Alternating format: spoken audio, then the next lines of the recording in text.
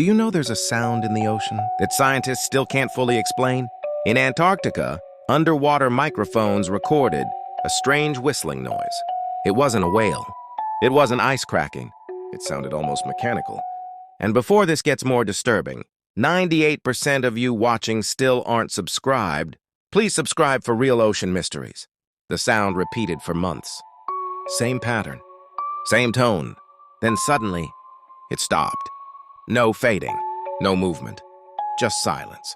The terrifying part? The source was tracked to a part of the ocean humans have never explored, and whatever made that sound never surfaced.